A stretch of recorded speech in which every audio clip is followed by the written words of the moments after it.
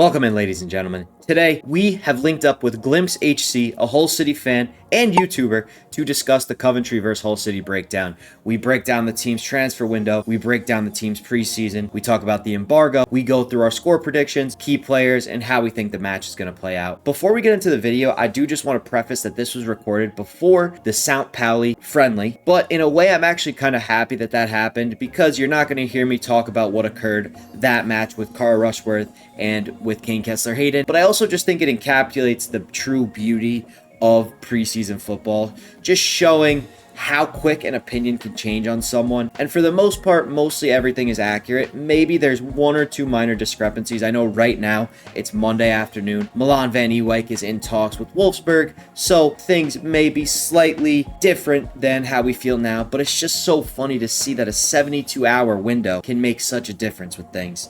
So big shout out to Glimpse. His links will be in the description. Please go sub to him. He's a great YouTuber. He's a great friend of the channel. And he was actually very nervous, which I personally couldn't tell in this video. So I'm really proud of him for stepping out of his comfort zone. Hopefully we can link up again. Thanks again to Glimpse. If you don't know who I am, Joner Fat Cat. I make EFL Championship, Premier League, and general football content. Sub to the channel if you enjoy what you watch today. Comment if you agree or disagree. And as always, if you like it, please like the video. Let's get into it. One last thing I will mention. If you are here just for straight gambling, betting, predictions, skip to about 6.5 minutes. All right, ladies and gentlemen, we are in with another special guest today on the channel. Welcome in, Glimpse. You are a YouTube content creator, and what exactly do you do on YouTube, and what is your plan going forward for this season? I'm just going to try and do as many vlogs as possible. Pre-season I've done a couple of vlogs, going to as many away games as possible. And yeah, just hopefully growing my channel even more. All right, so before we get into the match breakdown, as Coventry and Hull are playing in just about 1 week time, I want to ask you about a TikTok trend that you started. So I understand that you started a trend called hashtag Reagan Slater. Can you just debrief us on what that is and how it got started and how far it's went? So yeah, basically it was around March to April time. I just thought, why not? Regan Slater, he's been a player since 2020 at the club. He's a popular player at the club. He won Player of the Season in the 22/23 season. Been a good player for us. So I thought, why not? I'll just put hashtag Regan Slater in the caption, no thought really around it, and it kept on going for a few months. A lot of people started to notice it was in the caption and mentioned it in the comment. It actually reached out to Hull City admin, an account with 600,000 followers. They commented on my video hashtag Regan Slater. From there they started putting in their captions of the official Hull City account, and then eventually it became their bio. After that they made a whole dedicated video of Hull City players saying hashtag Regan Slater. So it's crazy. I did not expect it. That is unbelievable. So hashtag Reagan Slater is massive. Hashtag Glimpse is massive. That is a great backstory, but that's ultimately not what we're here for today. Today we are here to break down the Coventry versus Hull matchup. A couple things we're going to talk through. We're going to talk through the preseasons of each club because obviously I'm sure I know more about my club, you know more about your club, but it's great to just diffuse the knowledge, Obviously Hull has probably had the more interesting of the two. I think what we're all very curious about here is what's going on with the ownership and the transfer embargo. I know that the last couple of years, and you debriefed it very well in your last YouTube video, about how it's been a very controversial couple of years with your Turkish owner. I'm not even going to try to pronounce his name. I tried to look up the pronunciation and it still didn't help, but there's been a lot of sackings. Ruben Seles was a previous manager who now obviously made a step up to Sheffield United. Talk us through the financial side of things and what's going on with the club, who you can sign, who you can't sign, and just sum it up for us, for someone who has an idea but doesn't have the full picture. We'd spent a lot of money over the past few seasons. I think the main issue with the ownership is, when we sack managers, we pay them off with a lot of money. Ruben Sellers, I think we're still paying now like £5 million. He was on a 4-year deal or something crazy like that, and we sacked him after a few months. Liam Rossigna, he's the most controversial sacking in probably our club's history to an extent. He finished the season in 7th, was very, very close to reaching the playoffs, and just suddenly sacked him, which for me made no sense. And then Tim Volter, he was a very bad manager for us. With the transfers, it's been very controversial as we've had a lot of loan players. I think a great example is Louis Barry. He scored 17 goals in I think 25 games for Stockport last season. And in January, we brought him in for £1 million, which of course seems cheap, but it was a 6-month loan. We paid £1 million for a 6-month loan, which makes no sense. We just spend unnecessary amount of money on just players or managers that are just not worth that, in my opinion. He's running the club really poorly, in my opinion, especially financially. And that led to us getting a transfer embargo, which is definitely justified. We're trying to reduce it to one transfer window, so we'll see how that goes. I listen to Kieran Maguire a lot. He has a podcast where he just talks all the Yeah. financial side of football. He reported that there was a cash flow issue. So things such as, like you mentioned, like issues with paying for loan spells and things like Oh, that. yeah. Obviously, your owner fired back and said that they were resolved and that you expect the embargo to be lifted. But time can only tell. And on top of that, he doesn't have the best track record. So I guess we'll see what happens there. So I will just switch it back over to Coventry real quick and just sum up our preseason because I think a decent amount of the viewers are going to have an idea. Brought in 3 players this offseason, just 3. We had a few go out, no one too significant. Louis Binks went out a few days ago to Bronsby. We brought in 3 players. We brought in Miguel Angel Brau, class as a left back. He's been playing in the left wing position, so you wonder if he's going to be a squad player. We brought in Kane Kessler-Hayden, which to me is an unbelievable signing. Preston North End last season. He played every game in the championship. A lot of people say he was a bright spot, you know, in a dark atmosphere for them. Every time the guy's been on the pitch, I've just been impressed. He's so shifty, so fast. People say who have seen him in the preseason matches, we just had one against Real Betis at the CBS, is he's absolutely rapid, like even faster than Milan Van Ewijk. So really excited for him. I am a little nervous on where he's going to fit in because we all thought when he came in that Milan Van Ewijk was going to depart. But, you know, with now 7 days until the season starts, it's looking less and less likely. Things can change. I personally think he needs to be in there. Lastly, my top signing, close second, is Kane Kessler-Hayden, as I just mentioned, is Carl Rushworth. Excuse me, not a signing. He was brought on loan from Brighton. The way that he just commanded the back line was just so refreshing because we've had a lot of difficulties with our goalkeeper play since Dovin went down last year with an ACL tear. People who were at the game said you could hear him from the stands, albeit the stadium was pretty empty because there were only a certain amount of seats allocated, but he was vocal. Less than a week of him being with the club, he came in and he just had like an aura and a presence to him. He just gave a nice sense of security to the back line, especially knowing that, you know, they haven't always been the most sound and now we are a little thin with Binks departing. So I do expect someone to be brought in, but that's just some food for thought. I'm just going to quickly lay the betting odds over for people if, you know, you're watching this for that or if you're just interested to know. I'm going to give the fraction and the American version because it just helps me compartmentalize it easier. I think we expected this. Coventry at home, playoff team last season, were favored to win. They are coming in at 4-5 to win the match at 90. My odds is minus 140. Then you go over to Hull. Hull are sitting at 18-5. So now my odds is plus 350. So that means if you bet $100,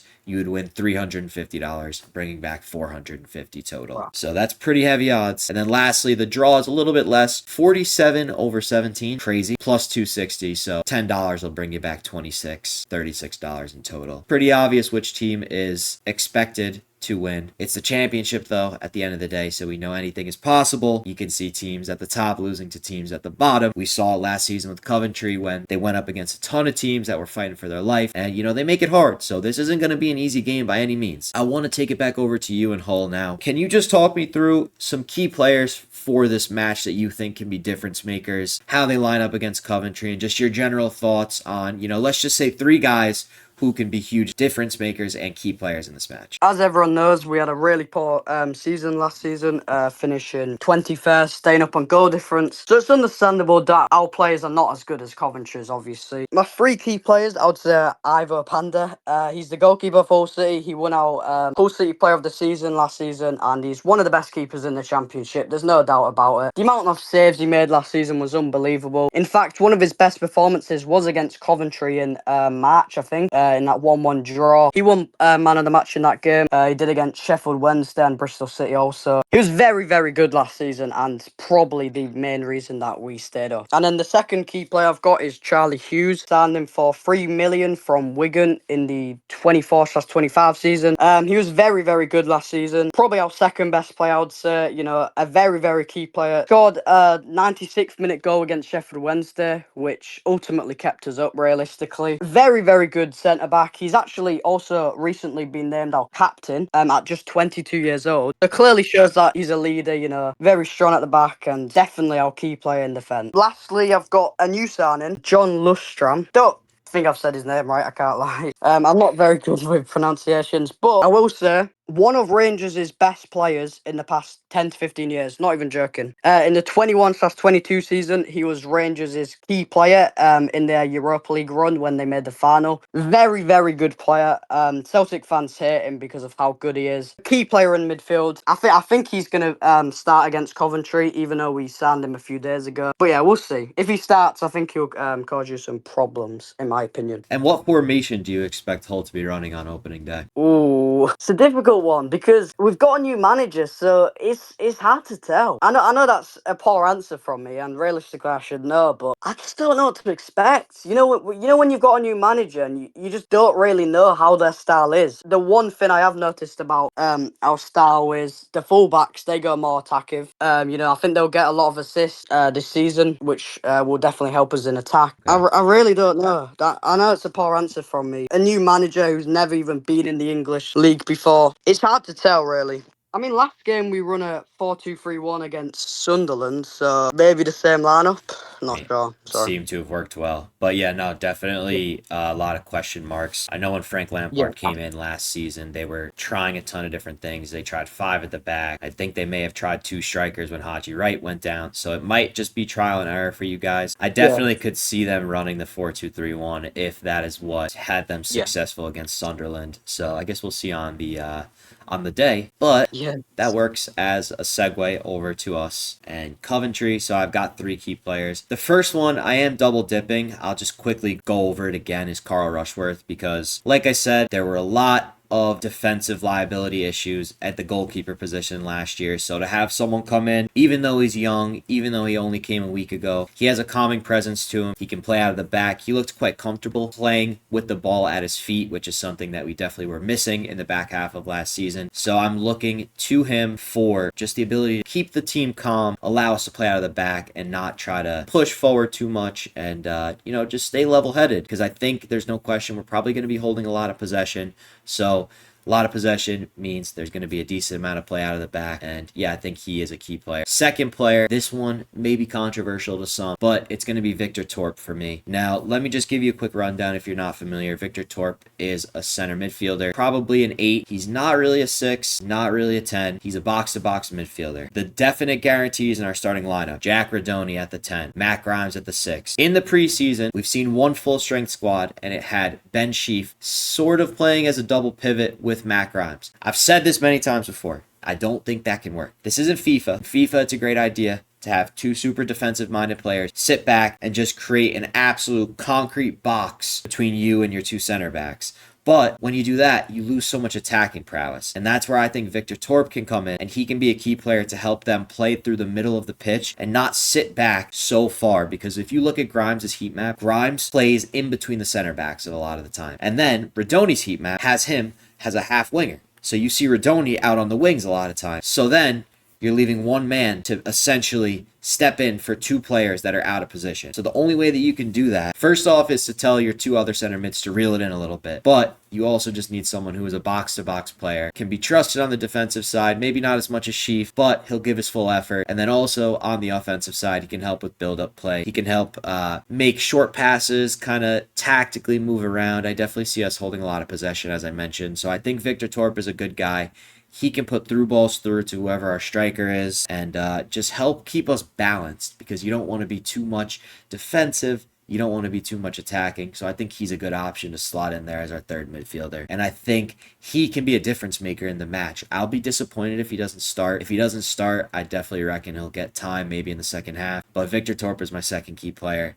And then that leads me to the perfect segue. Call it a cop-out. Call it what you want. My third key player, I just have one word written on my note sheet: strikers. Our striking play has been tragic this preseason. It wasn't great last season. There's a lot of questions to be answered in the striker department, and that's the thing that concerns me. Haji Wright has been injured. Today is Friday, August 1st. First time he was pictured back at training on grass. So that is very good. I don't think he'll be ready to start the season. Maybe a 20-minute cameo. It is down to Ellis Sims and Brandon Thomas Asante. I think it's going to be Ellis Sims, but I just need to see more from him. I need to see him be involved. I need to see him do more hold-up play. I need to see him do 1-2s with Radoni, 1-2s with Mason Clark, with Sakamoto. Just get involved. He's a confidence player. it's just tough to win games. Obviously, when you can't score goals, but two, when it feels like there's a gap in your squad, especially with the number 9 position. So I just hope that before the season starts, they just sit down and they give him a pep talk. Frank says, listen, man, like right now, our striker, I need you to step into this role and I need you to take charge. I need you to be assertive out there. I need you to be communicative to the team. And I need you to be our number 9. Because the second that Haji comes back right now, even if he plays terrible, he will be starting over both of them because they had the opportunity to seize it in the preseason with him out as he got injured for the USA, and neither of them showed up and passed their test. So like I said, the strikers are probably the most important, and you'll see in our game prediction why, because obviously I'm going to have a low score line due to these issues that I'm experiencing.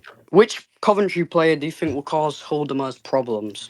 Well, to me, that's an easy answer, and it's going to be Jack Radoni. He is obviously our most expensive player. Not that that matters, but he's our most versatile player in the sense of, you can probably pencil him in for very close, if not more than double-digit assists and goals this season. He's got a very interesting play style. He's a center attacking mid, but he tends to drift out wide. But then the interesting part is he also finds himself on the back end of a lot of headed goals. So he's very quick and he's shifty, and like he might make a pass to a winger and 1 second later he might be in the box scoring a headed goal on you or taking down a cross and tapping it over to someone else. I don't know if you know this, but Coventry City are the most Coventry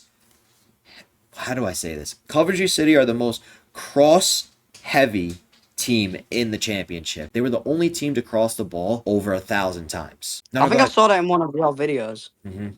That's that. Yeah, I did talk about that.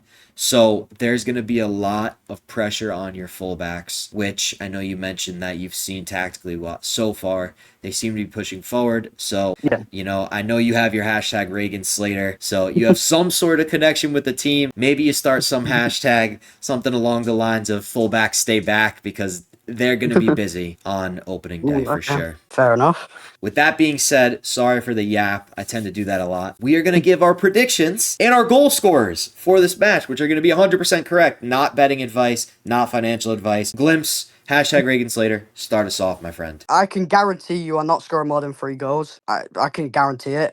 Only once last season Ivor Panda conceded more than 3 goals. And yeah, he's got a terrible defence. So yeah, very, very good keeper. Don't really have a lot of attacking options. Joe Nadala, a very talented Man City Academy player.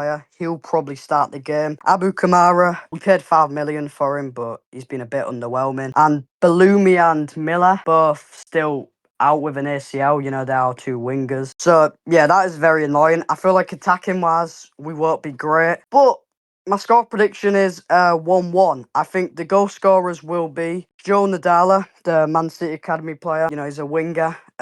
Very, very good in the Man City Academy. He also played in the PSV Academy. So, yeah, very, very talented. And I think he'll get on the score sheet. And for Coventry, I'm going to go for Jack Radoni. He's going to get a lot of goals and assists, like you mentioned. And I think he's going to be a nightmare for our fullbacks. Very bold. Thank you. I appreciate that. I'm interested to see the Man City Academy player in action, because I've heard that he doesn't have too many pro games under his belt. So it'll be interesting to see if there's going to be a learning curve or if he's going to quickly adapt. But I mean, Man City Academy, they have a very good track record. PSV Academy as well. So I appreciate that. And I'm interested to see what goes on. So close, but not exactly aligned on our predictions here. Initially, just table disparity, just expectations wise, you see this match and you want to jump down his throat and say, oh, 2-0, 3-0, 3-1 Coventry City. But my prediction, and I've teetered back and forth between 1 and 2, I'm going to go 1-0. I think this is going to be a low scoring affair. Reasons for that. Yeah. Reasons for that were mentioned. I am concerned about, our goal scoring abilities, and